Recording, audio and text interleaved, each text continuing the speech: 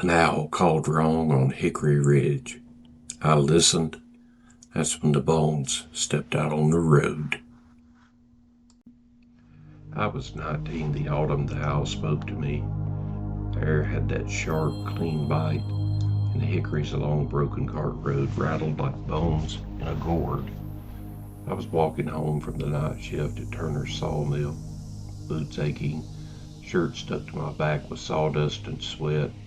The moon lay low, a thin white coin, and fog lay in the holler like wood smoke that had forgotten to rise. An owl called from the black snag on the ridge, not the usual soft "who cooks for you." This one sounded offbeat, like a nail drag, slow along a washboard. I stopped. He called again, and again, closer each time, though the bird never moved. My granddaddy taught me to listen. When the woods talk, he'd say, "Boy, if an owl calls wrong, don't ignore it. That's a warning." I tipped my cap to the snag and said without thinking, "Message received." The owl clicked its beak, 3 hard knocks in the night. The wind went quiet, even the creek stopped talking like it was holding its breath. I should have turned back, but I kept on. The old road between town and our holler was half dirt, half memory. Past the last house, it narrowed, then ran out like a rope that came to a frayed end. Folks used to keep it clear with mule and blade, but the county quit after the flood 2 summers back. Now brush leaned in from both sides, and briars stitched the ditches shut. I hit the trackless stretch where the ruts fade and the ground turned springy as old carpet. Every sound got louder there. My boot leather creaked, my breath rasped. I heard the slow pop and sigh of trees cooling from the day's heat. I adjusted the lunch pail on my belt and shifted the little Bible in my jacket pocket, a habit my mama loved and my friends teased me for. Halfway through that stretch, the air changed, colder, not mountain cool, root cellar cold. It smelled like an old rope and iron nails, like a place that never sees noon. That was when something moved ahead, not big, not small, the shape of a man if you squinted wrong. I stopped. The moon slid from behind a rag of a cloud and the thing turned toward me.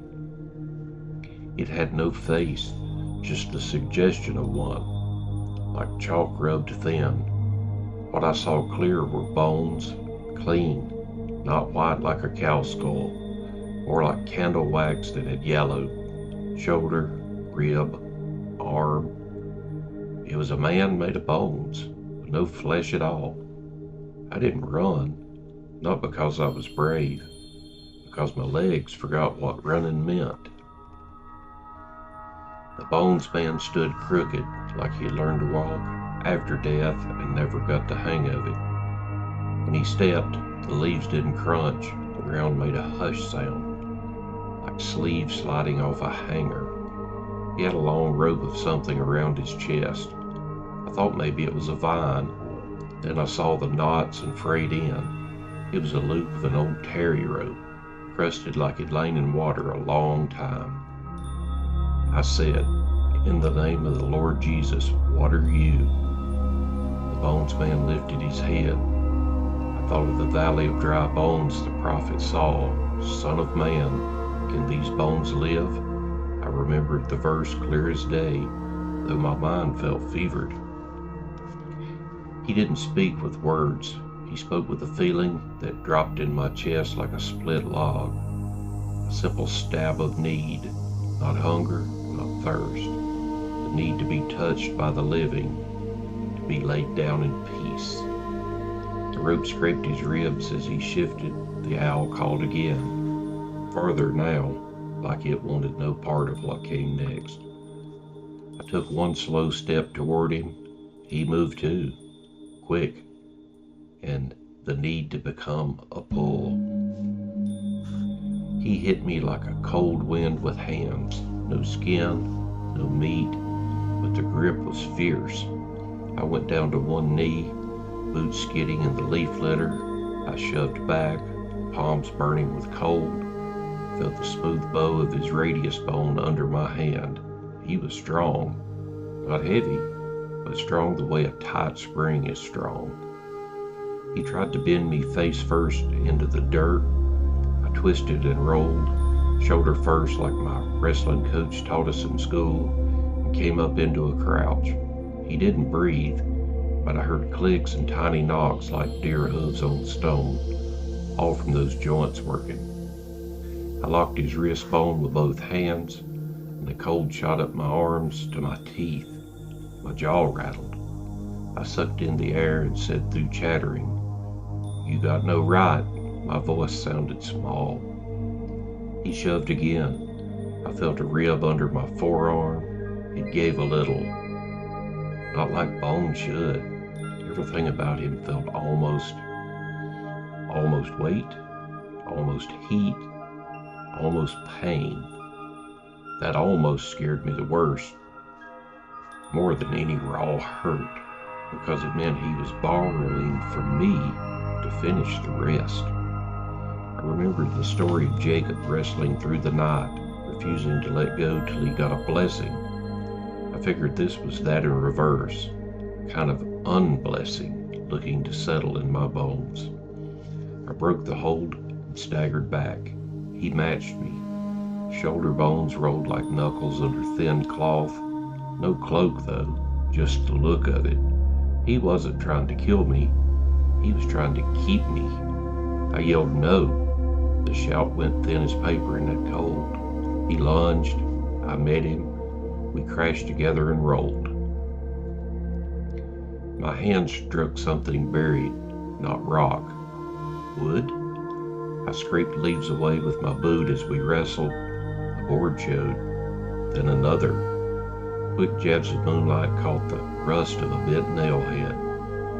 The ground there was humped up like a grave that sank back and rose again. The bones man jerked free and staggered back to stand over those boards like a dog guarding a bone pile. He spread his arms, and for a second I saw a man's shape complete. Tall, broad-shouldered, rope looped around his chest like a sash, then the shape fell back to bones. I pushed to my feet. "Is that you?" I asked. I don't know why I asked it that way, it just felt right. He tilted his skull. The need hit again, strong enough to make my eyes water. He didn't want me gone. He wanted me down there with him, not as a friend, as company, the bad kind. I backed away, slow. The owl called once sharp. My heel caught root, and I went down hard. When I looked up, he was on me. We locked again. My hands found a rope across his chest. It rasped like dried catfish skin. I yanked, slipped free in my hands and fell open. A terry loop, heavy with some old water stink. The bones man stiffened. He didn't like that. He tried to climb me like a winter coat to settle on me. I shoved back with everything, knees driving, hips turning, feet digging for purchase. The rope lay between us like a question. I grabbed a loose rib, and it came away as easy as pulling a cattail stalk. The cold in my palm throbbed. I threw the rib. It skittered into the brush. He flinched, then looked at me with that blank face that wasn't a face at all. "Tell me your name," I said. He didn't speak, but my eye caught letters burned into the board under his feet. The boards weren't coffin boards. They were planks from an old crate. Faded words showed Carolina Salt and Terp. The rest was lost to rot. On the end of one plank, smaller letters, JM, then a gap, then Evers? J.E. something, Evers. My mind raced. Evers. I knew that name from a story men told over dominoes in the church basement. The riverman who disappeared when the river ran wild in 1912. Body never found. Rope cut clean. The bones man stilled. as if he heard my thought and approved. I ran, not far enough to break the cold's hold. I cut uphill across the laurel and burst into the lane by the parsonage. Lights out, all quiet, except for the crickets. I banged on the door with my fist and called, "Pastor." Feet thumped, a chain slid, the door creaked, candle flame licking the air. Pastor Rowe's face showed, half-shadowed. He was old and the likeness had pared him down, but his eyes were sharp. "Troubled?" he asked. "Bones," I said, short of breath. "A man of bones in the cut by a broken cart. He wrestled me. He wants company." The old man didn't laugh. He didn't scold. He stepped back, grabbed his coat, and reached for the big family Bible off the hall table. "You armed?" "Only with the word," I said, touching my pocket. "Good," he said. "Calm. Best blade for this kind." We walked without much talk. He held the candle cupped, flame making a little dome of light that drifted through the night like a slow firefly. He quoted softly, the way a man hums when he works. "Yea, though I walk through the valley of the shadow of death." We came to the trackless stretch. The cold hit us like a cellar door opened. Pastor Rowe said, "Stop." The bones man stood ahead, silly as a Tommy knocker statue, rope at his feet, boards under him. "Speak your name if the Lord allow it," Pastor Rowe said, voice even. The tree made no sound. The creek held its breath again. We waited. The old man did not blink. I felt my nerves jingle like they'd been hit with current. Finally a sound came, not from the bones, but from the rope. It creaked. Creak made a word. "Jeevers." Not a voice, not even a whisper, but it pressed the shape of a name into the air. Rowe nodded like he'd expected it. "Jeevers, wherevers. The name is not the point. The point is, it's kept by the wrong tie." He looked at me. "You fetched this rope off him." "I did." "Then you'll finish the work. But hear me. He will try to wear you like a winter coat. He will try to become your weight. You must not let him." I swallowed and said, "How?" Hold to the promise," he said. "Don't forget your legs. This is a wrestle." We stepped forward. Candlelight reached the boards and made letters glow. That old soft brown bones man flowed from stillness to motion like a shadow coming real. I could see through his ribs to the planks below. The rope twitched where it lay. The cold went up my sleeves and my fingernails hurt. Pastor Rowe planted his feet and began to read, voice steady, not loud, not soft. Then Jacob was left alone, and a man wrestled with him until the breaking of day. The bones man came for me, not him. I met him. Hands on that smooth arm bone, mine screaming at the wrongness. My breath fogged, my shoulders burned. We went chest to chest, if you can say a chest for something with none. And he pressed me down. My boots slipped. "Stand," Rose said. I set a knee behind his.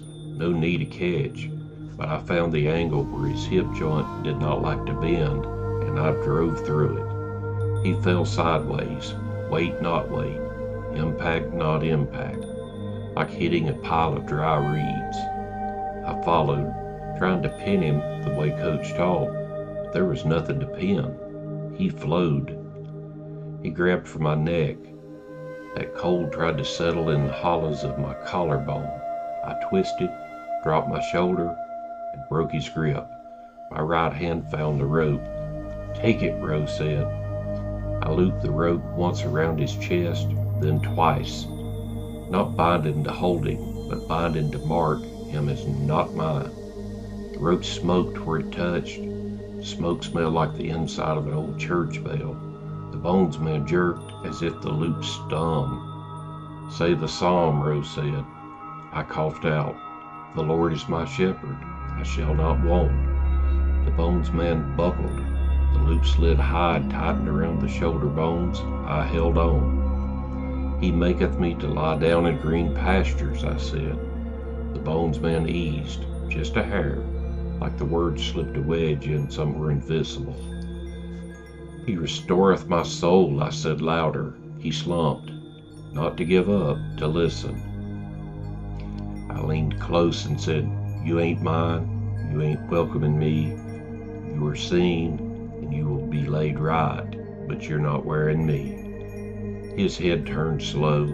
He looked at Pastor Rowe. The pastor nodded, still reading. "I will not let you go unless you bless me." The bonesman shuddered. In that shudder, I felt a story. I saw it like a lantern slide. A young man with shoulders like a barn beam, a smile that showed a nicked tooth, a rope coiled under his arm. He worked the river when the logs came down. He walked the floating timbers in his spiked boots, balanced like a dancer, knocked jam logs free with a pike pole. He courted a girl with yellow ribbons. He promised her a plain house and a big garden. He was no saint.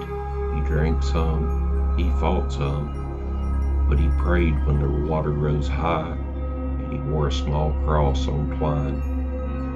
The flood of 1912 hit, the river swelled, brown and fast. The jam broke wrong, the logs turned like angry fish. He ran to the flow, fearless, till a rope that was supposed to hold the safety boat swung loose. It looped him, tied around the chest, dragged him under. Men shouted, the rope snagged on a root, and he hung, not on land, not on water.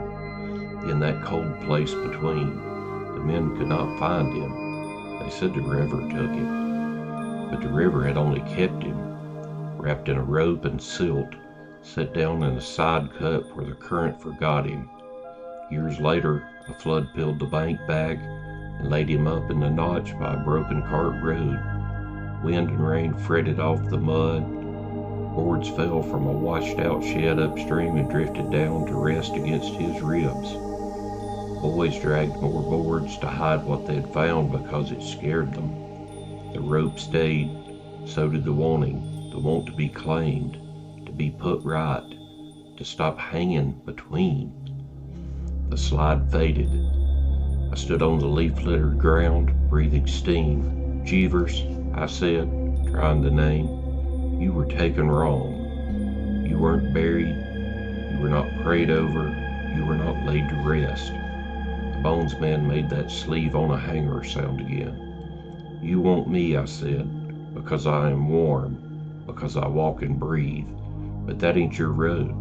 Your road is down into quiet, not into me." He shook once, hard. The rope smoked again. We worked in the cold. Rose sent me for my daddy's spade. I ran to the shade, grabbed the trenching shovel, came back with a lantern too.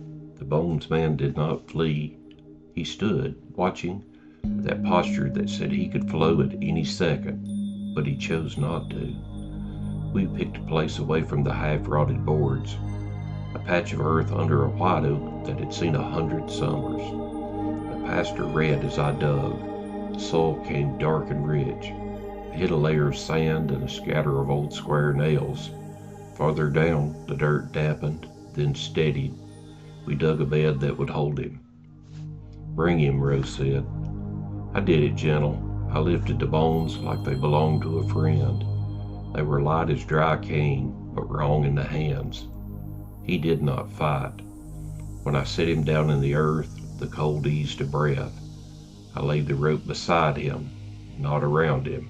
He twitched at that. "No," I said, "not bound, witnessed." I took the little Bible from my pocket and set it on his chest for a moment. I did not put it in the ground. The word belongs to the living, but I let those pages touch him. Then I lifted it away and read from Ezekiel. not fancy, just plain. O ye dry bones, hear the word of the Lord. Roe prayed, steady and simple. Father, receive this son. We do not know his sins. We do not know his kindness. We know he was yours, and to judge yours to save. Lay him in peace. We shoveled dirt back slow. The bones did not vanish or sink like mist. They stayed as bones while we worked, and that was right. Death is not a magic trick. It is a door you must close with your hand. When the last dirt fell, the cold shifted, not gone, different, like a memory of a winter in early spring. Rose said, "A name?" "Jeevers," I said again, and it fit better. "John Matthew Jeevers," I added, because of the letters J.M. felt like they asked for it. And Matthew means gift. Maybe I made that up, maybe I received it. Either way, it felt clean. We set a flat stone on the head. I scratched J.M. Jeevers into it with a nail I found in the plank pile. Then, without planning it, I pressed my palm to the stone the way you pat a dog before you head home. The owl called once, normal this time. "Who cooks for you?" We turned to go. The cold tugged at my collar like a child begging one more minute. I stopped. The night laid a hush over everything. I felt him behind me, not grabbing, waiting. "What now?" I asked, quiet. A weight settled between my shoulder blades. Not the bad weight from before, a farewell weight. Rose stood beside me and did not speak.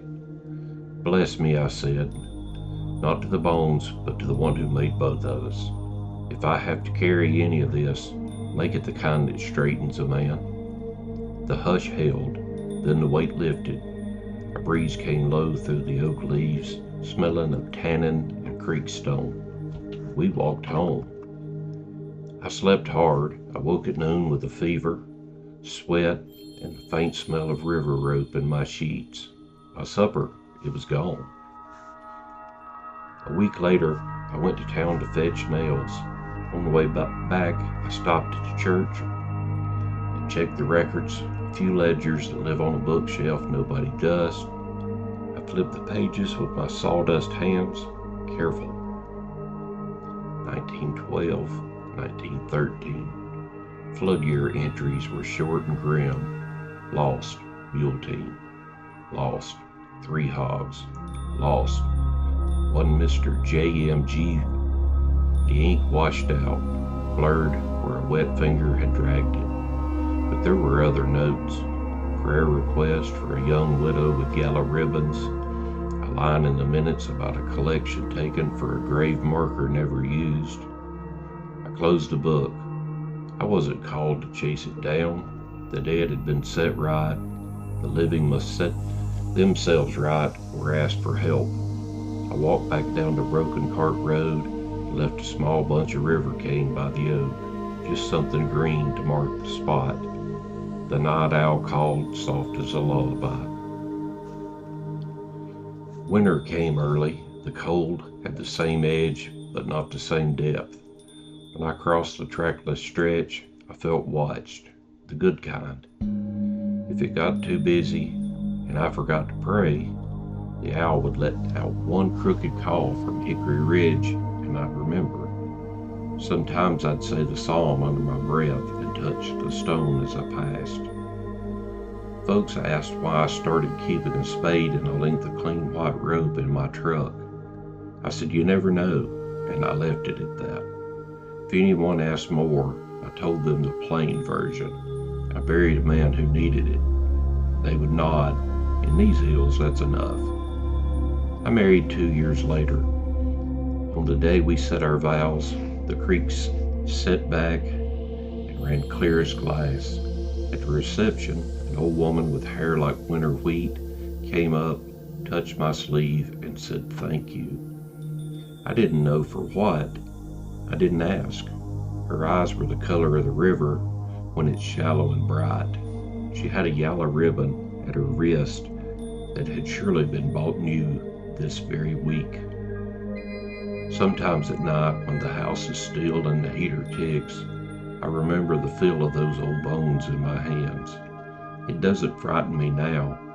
It reminds me that the line between the living and the dead is not a wall, it's a porch. You do right by who stands there. You don't invite them in. You don't slam the door. You hear what must be heard. You set right what can be set right. Then you go on with your life. And if an owl calls wrong from the ridge, you stop and listen. It might be trouble ahead, or it might be the chance to finish someone else's last job. If you'd run or wrestle, tell me below. Like, subscribe, and share this with one stubborn friend.